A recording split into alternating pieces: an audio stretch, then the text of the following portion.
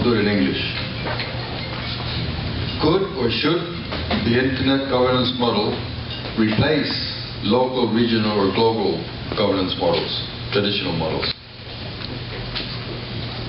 Not at all. I think they're very complementary, and in fact, they actually need to feed the regional and global governance models.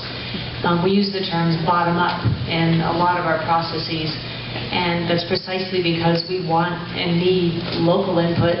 You know, what is important in Costa Rica, in your regulatory market, or in your culture, or in your environment is not the same as in parts of Africa or Asia or the US. So very, very much see them as complementary, and in fact, the more local you are, the more it should feed up and aggregate up towards a global model, global view. Gracias. Vamos a ver. Lina.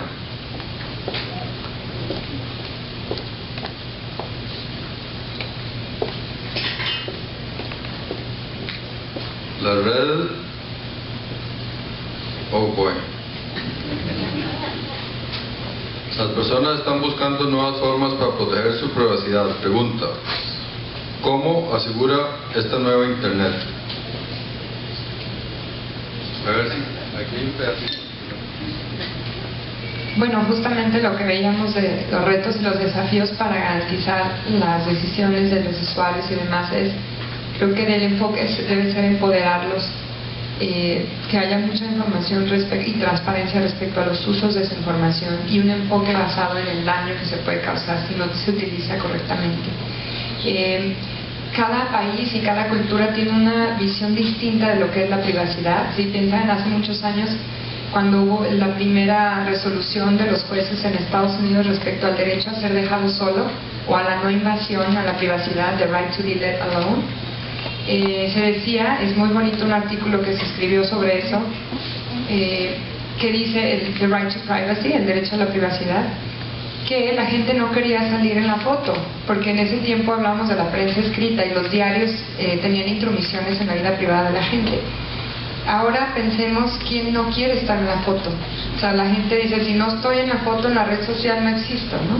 Entonces es muy diferente cómo hemos enfocado todo. El tema aquí es de educación, y el abordaje debe ser la educación también y la responsabilidad de la industria para ser transparente en los usos. Pero mientras más enterada esté la gente de qué ocurre con su información en línea, pues creo que va a haber mucho más control.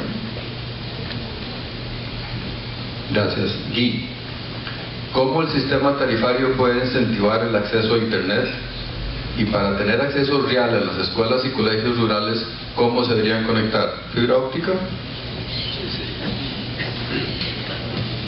Bueno, es evidente que si una escuela tiene una conexión de 3 megabits por segundo, o en el mejor de los casos 4, es la conexión que cualquiera de nosotros tenemos en un celular, o sea, eso no tiene sentido. Y sabemos que la fibra óptica, leyes simples de la física, es 1 millón de veces más efectiva puede transmitir 1 millón de veces más capacidad. O sea, la transmisión por la fibra óptica en la práctica es limitada, de manera que el país debe hacer un esfuerzo muy grande en ese sentido. También un país con desarrollo social importante como que tiene el país, pues obviamente no puede tener ciudadanos de primera, segunda y tercera categoría. O sea, tenemos que llevar la Internet precisamente a los lugares donde más se necesita. Si puedo, una anécdota muy breve. Cuando se discutía si se iba a poner un colegio científico en Limón, en ese momento me tocó estar en el ministerio y me pareció una idea fantástica. Fui muy criticado porque me dijeron, no, esto no hace bien, ¿no? ¿Y cuál fue la sorpresa? Muchos años después, que fueron los que sacaron las mejores calificaciones. O sea, un área deprimida del país. Y precisamente un instrumento como Internet es el instrumento por excelencia de superación. De manera que tenemos que tener mucho cuidado al usar los fondos que están destinados para esto y que sean muy bien empleados. O sea, no podemos hacer conexiones, comprobarlo todo, o sea, tenemos que examinar el problema muy a fondo.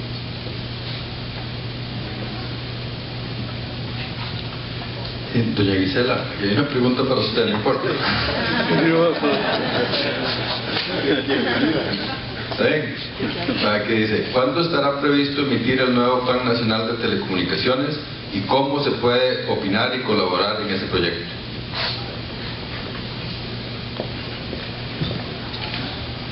Sí, muchas gracias. Lo estamos elaborando y de acuerdo precisamente con la regulación, el nuevo plan tendría que estar listo ya y presentado como oficialmente en diciembre, pero nosotros lo tendríamos que tener listo en octubre.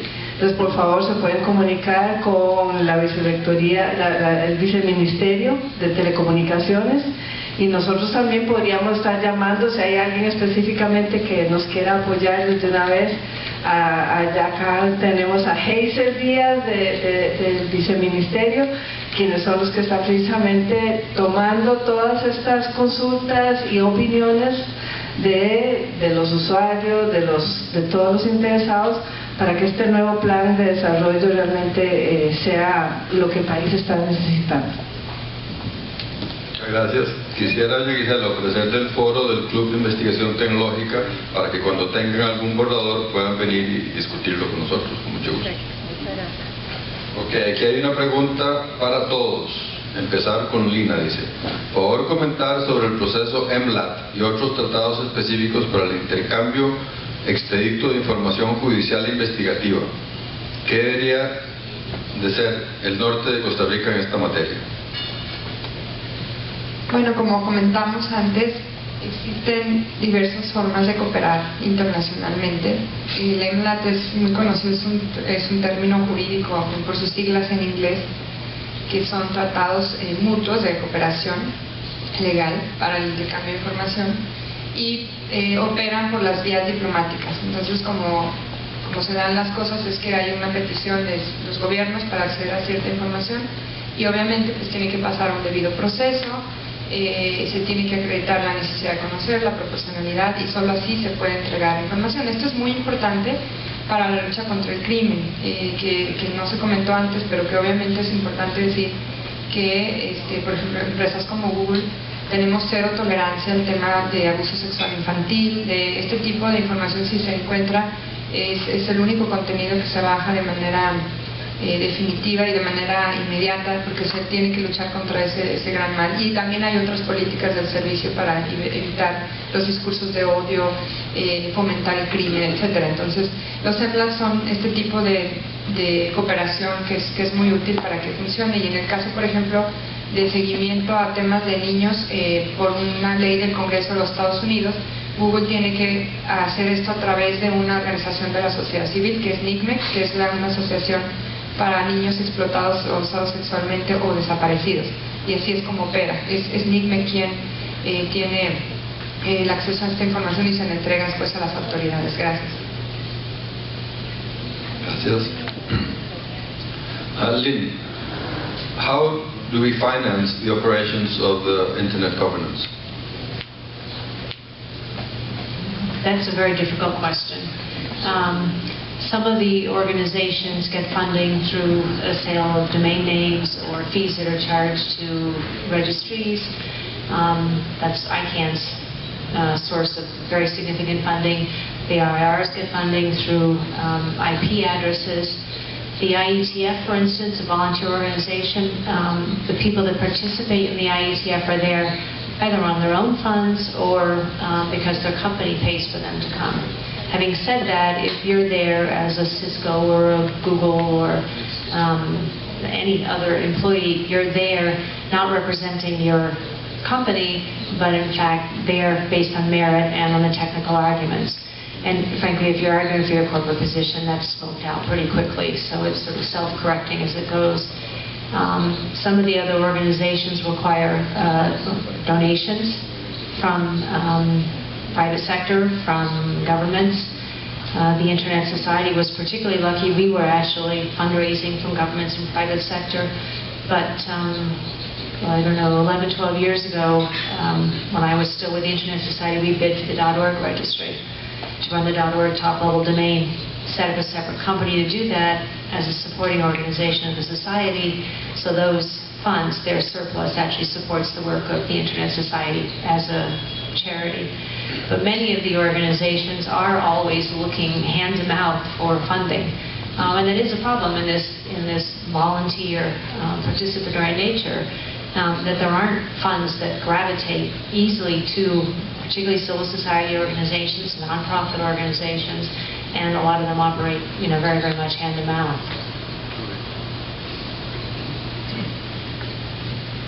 Para la pregunta anterior, nada más para aclarar que en el Consejo Consultivo de Internet tenemos un miembro del Poder Judicial y un miembro del OIJ.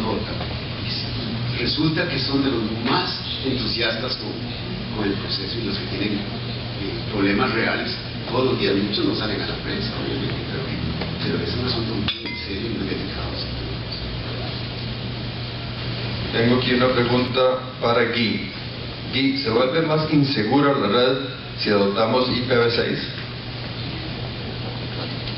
Bueno, ese es un tema que se ha discutido mucho. En el punto no, porque la mitad de los dígitos de IPv6 es la dirección MAC de su sistema. Como ustedes saben, cada dispositivo tiene una dirección MAC que es única, de manera que pueden trazar su dispositivo alrededor del mundo. Más bien el problema sería el opuesto, si eso implica más bien una posible intrusión a la privacidad del usuario, porque se podría inclusive saber por dónde va. Pero lo que es muy importante es que, si ustedes oyen alguna de las entrevistas con Vint-Cerf, volviendo al asunto que el Internet, como la conocemos ahora, los protocolos TCP/IP en el año 73, el encriptamiento todavía estaba muy en su infancia, solo se usaba para asuntos militares. Fue después que se hizo la llave pública y llave privada y el mecanismo RSK, de manera que ahora debería estar en parte de los protocolos. Y volviendo a la arquitectura del Internet, fíjese que la seguridad es simplemente otra aplicación. De nuevo, todo pasa punto a punto, usuario A, usuario B, lo que sea. Simplemente se encripta en un lado, se desencripta en el otro, y es totalmente transparente lo que pasa en el medio. Yo creo que IPv6 más bien va a aumentar la seguridad, sin duda. Okay. Aquí hay una pregunta que viene en inglés, entonces tal vez vamos a necesitar traducción en la otra dirección. Lynn, I still do not understand how the governance process is not co-opted by governments on the one hand, or corporations on the other. It's a very good question, and vigilance is partly the answer. The other part of the answer is openness and transparency. I go to meetings, and if I'm funded to go to a meeting, I declare where my funding is coming from and why I'm there. So in a lot of the practices and processes, the open declaration, the transparent participation, being very careful where a lot of the civil society organizations and nonprofit organizations are very careful where they take funds from. And they're very clear up front that they don't come with strings or taking funding from, use Google, as it doesn't imply that Google is driving our agenda.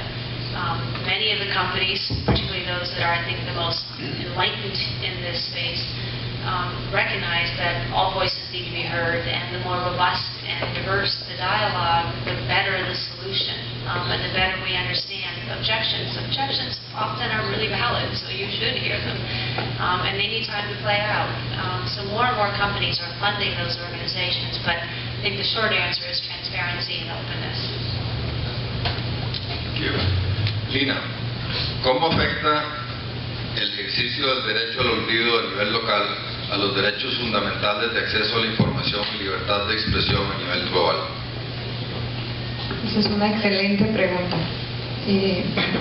El derecho al olvido se ha venido debatiendo los últimos años respecto a cómo hacer que información que ya está en la web pueda desaparecer. Y este es un tema muy complejo, porque por lo menos como se ha abordado actualmente en Europa hay una resolución del Tribunal Europeo de Justicia que estableció que un buscador, como lo es el Google, el Search Engine, es un responsable de tratamiento de datos y por tanto tiene que cancelar o eliminar la información que pasa por el buscador.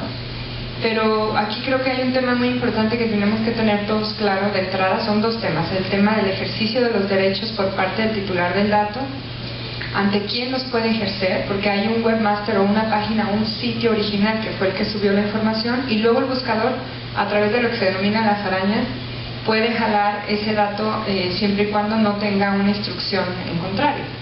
Entonces, hace rato platicando con Lynn sobre el tema de la no responsabilidad de un intermediario como lo es Google, es muy importante tener claro eso, porque es como una oficina de correos o los servicios postales. O sea, el servicio postal no es responsable si en una carta viene material ilícito o contenido ilegal, a menos que se demuestre obviamente que hubo una intervención. Pero en el caso del derecho al olvido, como se plantea es, si una persona dice yo quiero que se baje cierta información que aparece sobre mí en la red, el tribunal dijo a Google baja ese contenido, pero no obligó al sitio original a hacerlo. Entonces no es un derecho absoluto, no resuelve el problema de manera completa, porque un buscador no es internet. O sea, si yo quiero causar un daño a una persona y sigue apareciendo en la página original esa información, yo puedo mandar spam por correo electrónico, puedo subirlo al muro en Facebook, puedo mandar un Twitter viral. Entonces, de un lado no lo resuelve, y por otro lado le está dando la instrucción a un ente privado, que es una compañía, de la capacidad de poder censurar información y bajar contenidos sin criterios de equilibrio o pruebas de equilibrio. Es decir, lo que una persona no considera como relevante, ¿qué es eso? Es demasiado discrecional. ¿Y qué va a pasar? Que hay un gran riesgo contra la libertad de expresión y el derecho a saber de los demás, sobre todo, que ya está ocurriendo, ya está pasando, que incluso The Guardian o otros medios de comunicación, editores, dicen, pero ¿cómo? Se está bajando una noticia que existía de antes, o sea, o información que había en mi medio, porque alguien lo solicitó. Entonces creo que aquí lo interesante va a ser analizar qué va a pasar, y por eso Google llamó a conformar un comité de expertos en privacidad, expertos en temas de red, por ejemplo, el líder de Wikipedia, pues para que abierta y transparentemente se debata hasta dónde se debe considerar como un responsable de tratamiento de datos al buscador, y solo para borrar información, no para corregirla, porque en este caso el buscador no da la política de privacidad, sino el sitio original. Es decir, es una resolución que realmente está trayendo temas muy complejos a la mesa, y lo que podría pasar en un futuro es que cuando uno accede en Europa a cierta información no la va a encontrar allá, y sí en otra parte del mundo. Entonces la pregunta es hacia los europeos, ¿van a tener menos acceso a información? Y existen siempre otras vías, siempre han existido, ¿no? Las vías por el orden civil, penal, etcétera, conducente, que sí podrían resolver el problema de fondo, y obligando al originario que subió el dato a borrarlo y a eliminarlo.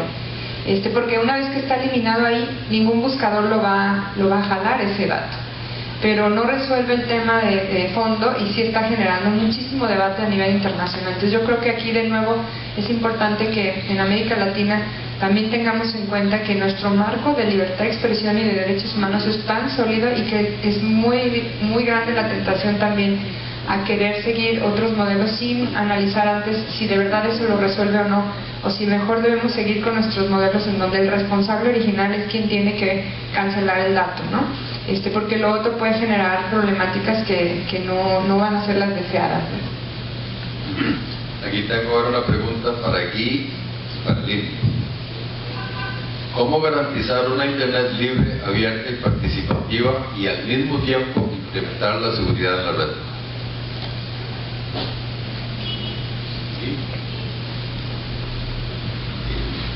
Es una pregunta tricky, porque si hubiera contestado Lynn, entonces yo hubiera sabido qué contestar. Bueno, de nuevo es una responsabilidad de todos. La mayoría, creo que hay estadísticas sobre eso, pero la mayoría de los fraudes suceden porque por parte del usuario, simple como eso. El famoso cuento de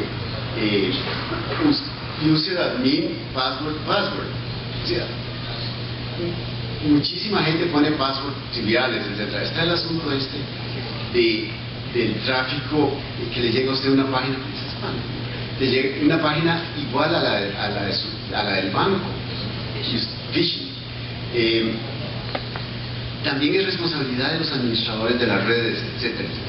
Nada más, y cada uno tiene que cumplir en su sector lo que debe hacer. Por ejemplo, instruir muchísimo más a los usuarios. Un ejemplo en el NIC Costa Rica, que administramos el dominio del país hace más de 20 años, ya ni me acuerdo, bueno, hace mucho tiempo. Desde un inicio hicimos un sector que es el sector financiero, el FICR, previendo que un día las transacciones financieras iban a ser fundamentales. En este momento es un sector que para estar en ese sector se necesita tener el aval de su de su jefe. No hemos ido tan lejos todavía, perdón. No, se necesita tener el aval de su jefe. De manera que el Banco Nacional de Costa Rica es FICR, de manera que usted ve FICR, en principio es el banco. Hemos tratado, por ejemplo, que todo el sistema bancario se acoja a ese principio, que sería un principio de seguridad. De manera que es uno de los temas más complejos, pero es responsabilidad de todos.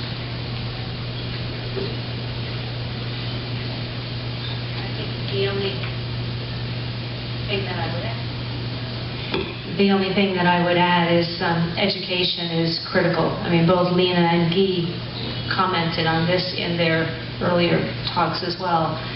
And to the extent you start teaching good practices, whether it's reading terms and conditions, and getting them into something which is understandable at a young age in school, will teach all the good kind of health kind of care that we need.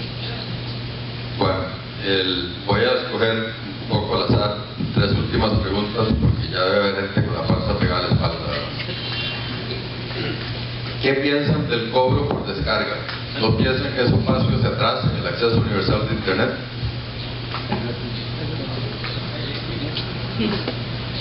Bueno, sabemos que esta es una discusión local y somos respetuosos de eso. Yo lo que creo es que, escuchando a la ministra, por ejemplo, el plan que tiene Costa Rica como nación de acortar la brecha, de llevar Internet a más usuarios, es lo que creo que tienen como objetivo. Entonces, la pregunta sería si este tipo de política ayuda o no para que se logre el abatir la brecha y que más gente pueda acceder al Internet. Entonces, yo creo que aquí deberían guiarse por estos objetivos nacionales que se han planteado y ser fieles a ellos, ¿no? Bueno, este es un tema que he seguido con mucho interés porque siempre pensé que un día u otro se iba a dar, de manera que no era un tema nuevo. Sin embargo, creo que se debe dar una discusión mucho más amplia. Yo lo veía como un debate y no como una audiencia. No creo que una audiencia vaya a solucionar el problema. Es un problema que se debe analizar en detalle. Tenemos que estar seguros que el sistema no va a colapsar, por ejemplo, y que personas no abusen del sistema. Habría que definir cuáles son los límites. Sí creo que la discusión, tal como la ha propuesto Sutel, no es la más apropiada, y quisiera para eso dar algunos números. Lo primero que se aprende en Física 1 es, si usted va a tratar de resolver un problema, utilice las unidades apropiadas. Eso es importante. Resulta que aquí se está proponiendo un esquema de cobro por kilobit. La suma parece muy pequeña, pero recuerden que 1 megabit son 1000 kilobits. Eso quiere decir que cualquier teléfono de ustedes que tenga una conexión de 4 megabits, por ejemplo, un G4, por segundo le están tasando 4000 unidades por segundo. O sea, comenzamos mal la discusión. Hay cuestiones de costo. Por ejemplo, no me acuerdo muy bien los precios, el otro día lo vi por ahí, pero creo que en 4G el ICE, no sé los otros operadores, creo que para 6 megabits en 4G creo que hay que pagar algo así como 8.000 colones o algo así, alguien sabe, por ahí anda, 6.000, 8.000. Si ustedes convierten, además lo dejan usar en este plan, por ejemplo, usted puede bajar 6 megabits por mes, y más que eso, no lo sacan del sistema, le bajan la velocidad, pero no lo descomunican, no lo sacan de él. ¿Cuánto estaría pagando el que paga 8.000 colones o 6.000? No sé, pasaría a pagar 48.000. El otro punto que tengo, que me preocupa mucho, es que hay tecnologías mucho más eficientes. 3G es menos eficiente que 4G. Pero ¿qué queremos que usen los ciudadanos? Queremos que usen, todos queremos usar una tecnología más eficiente como 4G. Entonces alguien que tiene un teléfono 4G le va a salir mucho más cara la factura, porque le están cobrando la misma tarifa que el 3G. Después hay asuntos hacia el futuro. O sea, cada vez vamos a usar más. Cada vez las aplicaciones van a ser más omnipresentes. O sea, cualquiera de ustedes que usen el Waze para ir a su trabajo no lo va a aprender en cada esquina. Además, el sistema no funcionaría si todos los usuarios no lo tienen encendido, simple como eso, porque hay un satélite que está, o sea, viendo cómo se mueve todo el mundo. De manera que eso desincentiva el uso de navegación, cosas por el estilo. Entonces, tenemos que discutir esto dentro de un marco de razonabilidad. De nuevo, hay que proteger al sistema como un todo, pero no podemos imponer, o sea, lo que hemos hablado hoy una y otra vez, no se puede imponer sobre una comunidad tan desarrollada, tan profesional, tan eficiente, que necesita de estas herramientas día a día. No podemos imponer medidas que restrinjan el uso y las posibilidades de las personas. Tiene que ser una discusión inteligente. No creo que una audiencia ayude en nada. Es un debate lo que necesitamos, pero no creo que sea un problema tampoco muy serio, es un problema simple. Establezca paquetes razonables y cada uno escoge el paquete que más le conviene, tan simple como eso. Yo no sé por qué las tienen que hablar sobre estas cosas.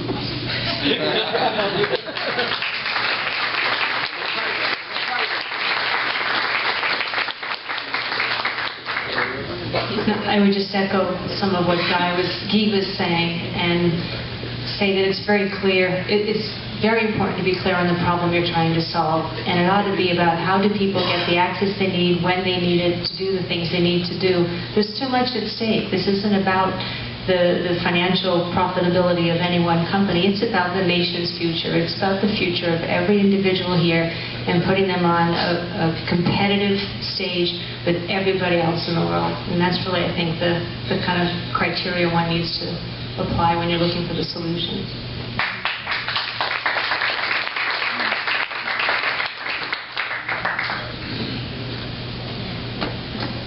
Yo quería opinar también, precisamente muy coincidente con Don Guy.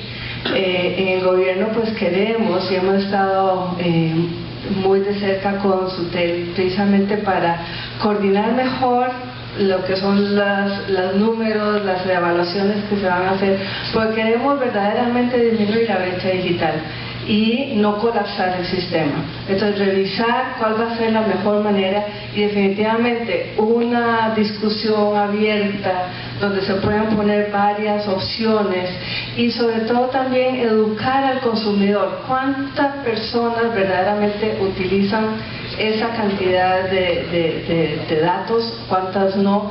Si realmente lo usamos muy poquito, lógicamente no queremos reducir esa opción, cada día se usa más y más. Entonces habría que buscar esas posibilidades como buenos paquetes que las operadoras tendrían que entregar, pero sobre todo asegurando la calidad de manera cómo van a ver si son los dos sistemas, si van a estar coincidentes o van a estar los dos sistemas vivos, el de tarifa fija o el de tarifa por descarga, y cómo se va a considerar la calidad para que realmente, si yo busco o consigo o aplico un paquete, esa sea verdaderamente la que yo esté recibiendo y no velocidades o capacidades menores. Entonces, para nosotros es muy importante abrir este debate, socializarlo de la mejor manera para que realmente abramos la discusión, no colapsemos el sistema, veamos cuáles son todas las necesidades de inversión que también las operadoras deberán de tener para poder tener el mejor sistema de internet que el país está cada vez requiriendo. Esos datos de que se aumenta un 400% la telefonía móvil, pues es impactante para el país. De hecho, por eso también colapsó el sistema, pues porque no se logró una prevención. Pero definitivamente es un tema que hay que hablarlo, hay que socializarlo con toda la población y mantener siempre pues nuestro mayor objetivo de que la brecha digital cada vez sea menor, de que ojalá consideremos tener en diferentes lugares del país zonas totalmente de acceso libre, parques, bibliotecas, bastantes lugares donde ya hay la infraestructura y que podamos tener fácilmente una accesibilidad libre, segura, tranquila, donde no haya ni siquiera que pagar para quienes no lo tengan. Pero sí, la discusión se debe de dar y eso es parte de nuestro compromiso como gobierno. Muchas gracias.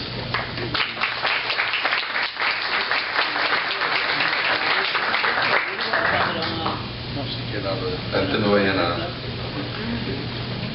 Para Lina y dice: La Nación publicó hace unos meses un gráfico de un iceberg como analogía de Internet visible e Internet oculto. ¿Cómo puede afectar el Internet oculto o profundo, por el cual la mayoría de la gente no navega, la gobernanza de Internet?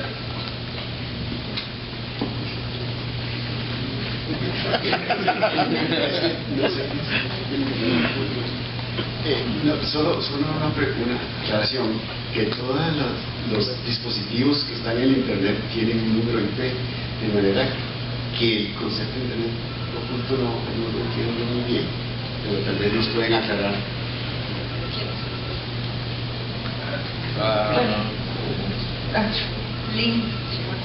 Mauricio, I suspect the question has to do with the dark web and all the illegal activities that take place there.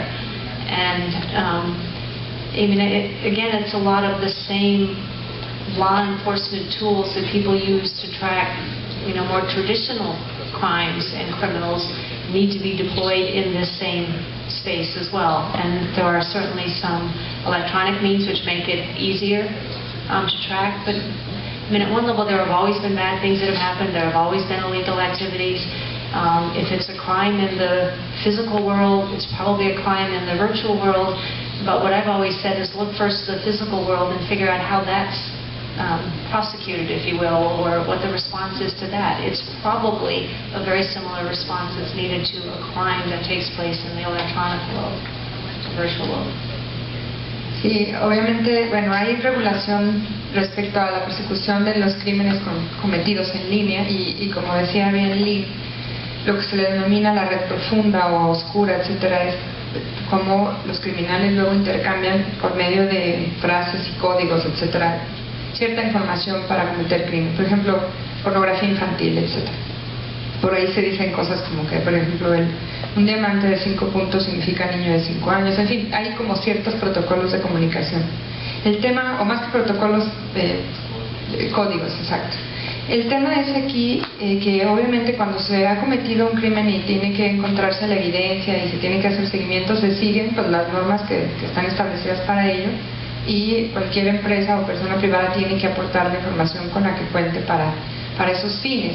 El peligro es cuando hay regulación, por ejemplo, que pide el filtrado o que pide que todo el tiempo se esté monitoreando qué está pasando para parar ese crimen, ¿no? Obviamente cuando estamos hablando, por ejemplo, de derechos de los niños, pues sí hay quien de mutuo propio hace este tipo de cosas, pero no siempre estar haciendo el filtrado también significa una invasión a la privacidad, estar viendo los perfiles de lo que está ocurriendo, toda la información que se está transmitiendo, ¿no? Entonces, siempre debe haber un equilibrio aquí importante, ¿no? Este es para Lynn. Dice que es claro que la organización de Internet asusta a los gobiernos, ya que cambia la relación gobernante-gobernado. Diría que por esto hay tanto interés en el control de la web.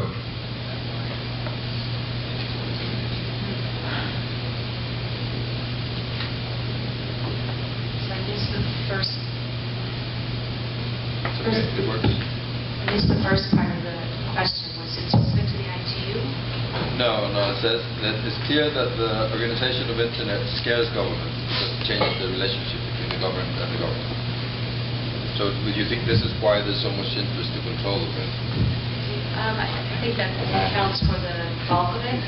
I think there's also economic advantage. Anybody who's looked at or any of the stories about Amazon or Google, or if you want to look at Cisco or many of those companies are Western or American companies, and there's a lot of concern in other parts of the world where they want to have their own strong national champions. I do think most of it has to do with the relationship and the changing role of government. But I think another component that drives them often is, in fact, economic advantage. They're concerned about the economic performance of their own nations. Thank you. Bueno, vamos a terminar con una pregunta para Lina. Dice que pareciera existir un retorno al derecho penal del enemigo, justificado por la seguridad. La violación de derechos... Los derechos, como abogados, siempre nos enseñan que enfrentan límites, no viajan como gases, sino que viajan entubados, y siempre hay un derecho de otro que hay que cuidar. En el tema de la seguridad, sobre todo, pues sí hay muchísimos retos y evidentemente hay que estar cuidando que no vaya a ocurrir algo que afecte a la generalidad de la población, pero a veces se confunde con la seguridad del régimen o con las ganas de, no sé, de seguir perfiles, etcétera, para otros fines. Entonces el riesgo, la tentación puede ser grande. Aquí lo importante es que cada país defina claramente que cuando haya esta necesidad de conocer se haga, como dije ya varias veces, de manera proporcional, acreditando la necesidad y con orden de juez. No hay que romper esas reglas, se pueden seguir usando pero adaptándose al mundo en línea. Y pues finalmente ver cómo sí ensanchamos derechos y no cómo se retroceden. Bueno, yo quiero agradecerles a todos ustedes su asistencia hoy y que por favor me acompañen para agradecerles los